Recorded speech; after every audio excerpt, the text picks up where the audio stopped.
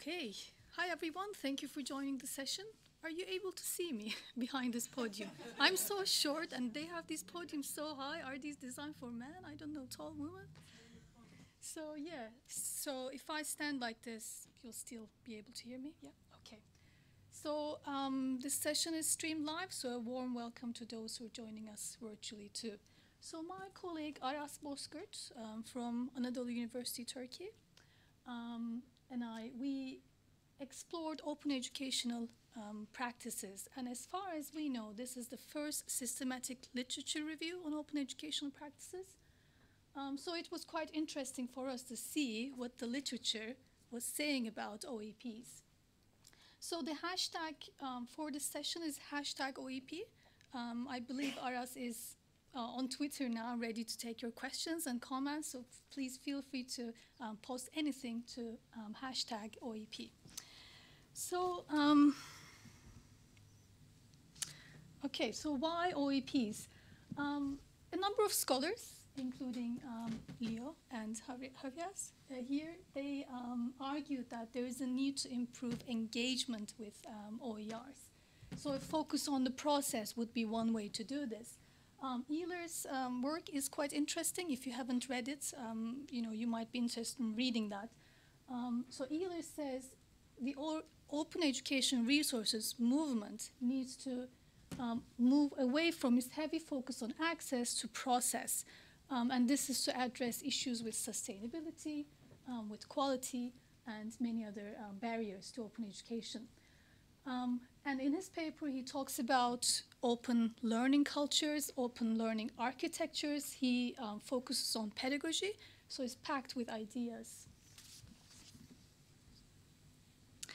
And also, there has been growing awareness of open and networked scholarship. And I don't know if you get a chance of reading Katrin Cronin's latest work.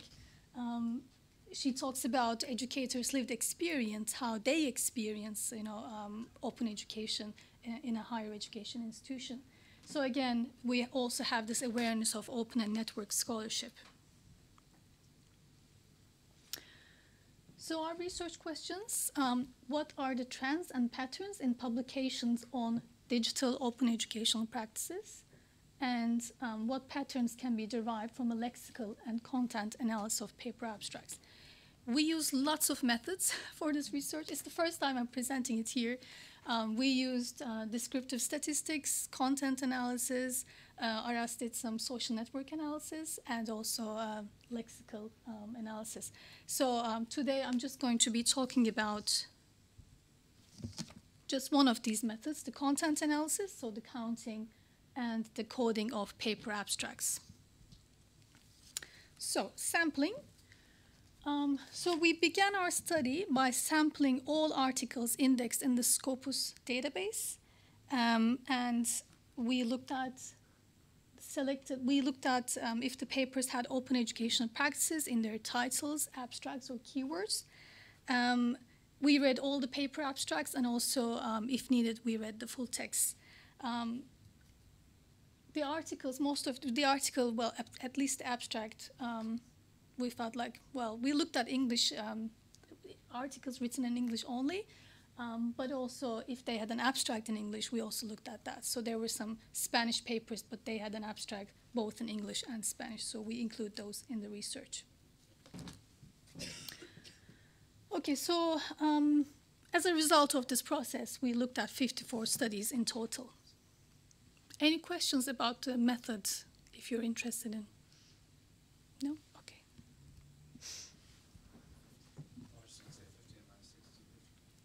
Yeah. Okay. What was that? Oh, yeah. Sorry. Sorry, yeah, that's a mistake. 52 studies altogether. That's the key point. Okay. So time series. So the first graph I'd like to present is the time series graph, which shows the publication trends between 2007 and 2017. OEP has a long history in educational history. OEP has a long history in educational literature. The term itself can be traced back to 1970s as a learner-centered pedagogical approach. For this study, we only looked at digital OEPs. So the first publication was in 2017. So this is an interesting graph because the change in 2012 corresponds with a growing interest in OEPs in 2011, which is marked by Ehler's work on open ecologies and also the OPAD report on the shift from OER to OEPs. So just by looking at this graph, will there be an increase in the number of publications in the upcoming years? There is a growing trend. It's quite slow. It seems to be increasing, but also there's a drop in 2017. So just by looking at this, we don't know if there will be an increase in the future. My personal view, judging by the sessions in this conference and also the discourse in education, yes, there will be more interest in open educational practices. So subject areas, social sciences, lead the research, followed by computer science and engineering. So two subject areas dominate the field, but overall the study of OEPs is quite multidisciplinary.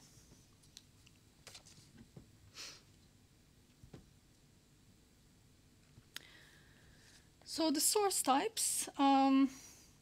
So at first it was interesting to see that although the study of OEPs is quite new, well, relatively new, there were more journal articles than conference proceedings.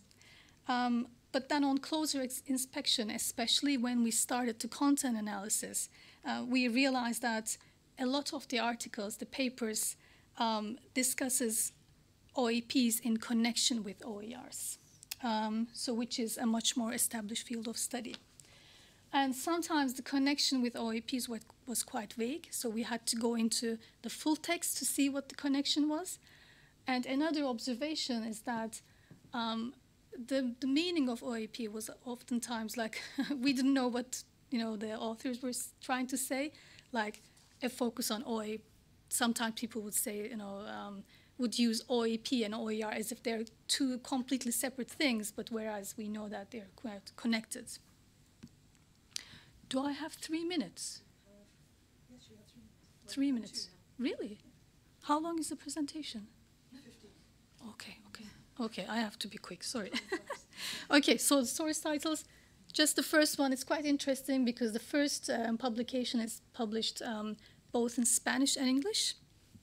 And a lot of these journal articles are published open access. I'm just going to skip this one. Countrywide distribution. Quite interesting. UK seems to be leading the research on OEPs. But remember, this research is looking at OEP as a descriptor. Okay, so have people used open educational practices, this term, in their work? That doesn't mean that people from the US or South Africa, they haven't been producing any work on open educational practices.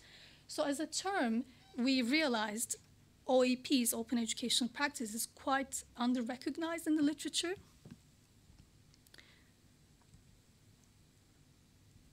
I'll come back to these later if I have time, which is something Naidu talks about in his editorial. He's the editor for distance education. So he's saying that it would be useful to see open educational practice as an umbrella term covering many different dimensions of openness: open access, scholarship, open learning.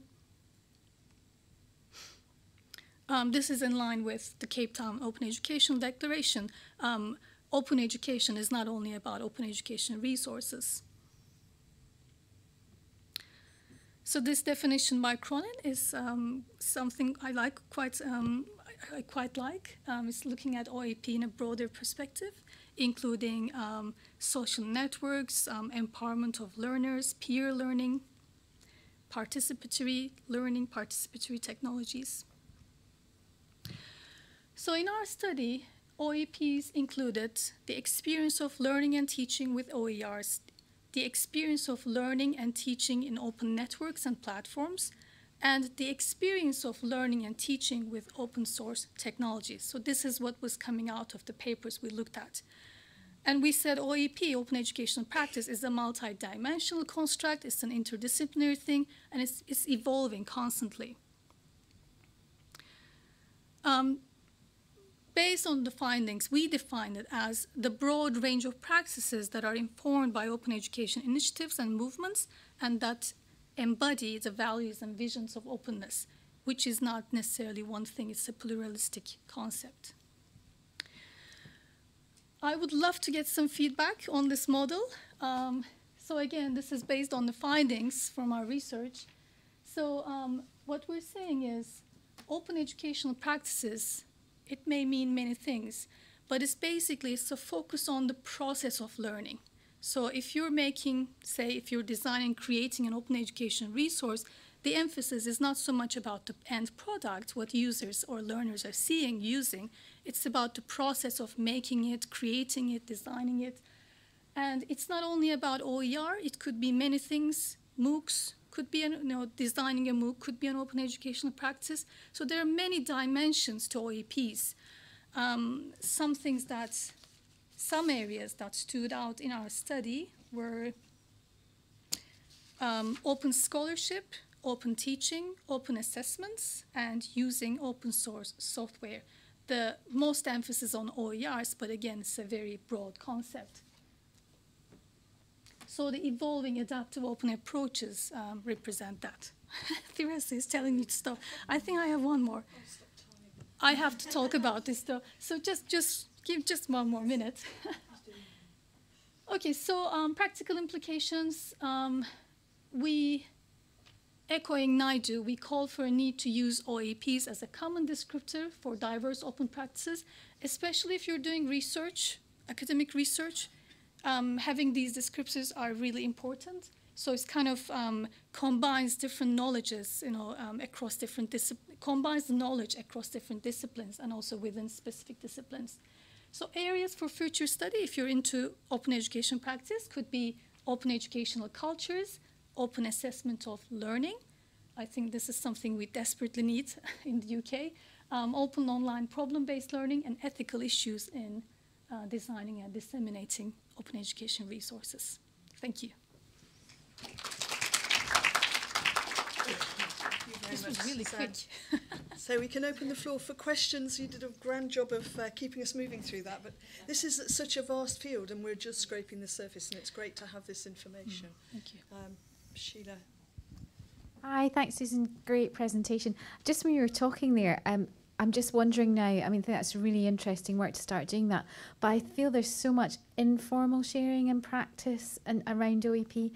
And have you had any thoughts about how you could maybe how we could start capturing that? Because I think talking about that, it certainly is it is evolving, but I think that's maybe something that the research isn't quite picking up on yet. Some of it is, but I think that's an area. It's not really a question. I guess it's more a statement. But I just wondered if you had any thoughts on that. Yeah, we thought about that a lot because from our personal experiences, we know that there is a lot going on in the educational community, on people's blogs, on Twitter, on social networks. But when you do a literature review, you're kind of limited, especially if you're doing looking at peer-reviewed sources. I guess for me it's very challenging to capture what's going on across different blogs. So I don't know. My suggestion is that maybe we can be a little bit more proactive and start publishing. Why not? There's some amazing things going on. There are, we don't always have to publish in traditional journals. Hybrid pedagogy comes to mind. That's a great venue to publish if you're not into traditional publication process.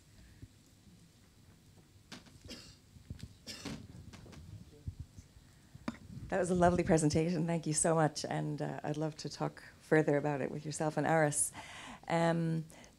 What we call OEP intersects, as you pointed out, with so many other things: open scholarship, open teaching, networked participatory scholarship, and then even beyond that, kind of connected learning and network learning. So we kind of are in our disciplinary silos in some ways. So what do you see in the literature in terms of building bridges across, say this body of open education work and other works or other bodies of work like network learning, connected learning, and so on? Mm-hmm. So the last slide is really, it's a call to, to achieve that. oh, you can't see my slide. So even using some, okay, when we are writing a blog post or when we are, publishing a journal article, maybe having some strategic thinking might help. For us, some articles, they weren't really using open educational practice as a term. We knew that that was what they were talking about because we looked at the abstract and the full text. Having that in the descriptor is so helpful, especially if you're looking at research. Say if I want to look at research from engineering, I have to start from somewhere. So I think maybe we can look at the language we're using and try to build a common language across different disciplines. So you just made me think about something when you mentioned hybrid pedagogy, is going back to the way you did your selection at the beginning. You used Scopus, and I don't think something like hybrid pedagogy is indexed in Scopus. Yeah. And so I'm struggling with this issue as well, is that I don't think, if I'm correct, Scopus doesn't index a lot of the social science things as well as the science things, and it will probably not be indexing the most, the newest journal in our field that might not be as well known or as established or as traditional. Could be. On its website, it says the largest peer-reviewed database in the world. Larger doesn't mean more. So, but I don't know what that means, We started our research with Eric Education, but then there were some errors in the data, so that then we had to go back and do a research on, repeat the analysis using Scopus. Yes. Okay, just one last question. I should have had just like 5 slides. That time just... Thanks, Suzanne. I think it's a really valuable piece of work. So first of all, I think it's wonderful. Thank you. The terminology is a real issue. And you know that Robin DeRosa and Rajiv Jhangiani have done a lot of stuff on open pedagogy. Do you think that's the same thing? Is it the same thing? I don't know. But I think process can mean so many things. For me, it's just having this, having the focus on the process, maybe not necessarily on the teaching approach. It could be the design approach.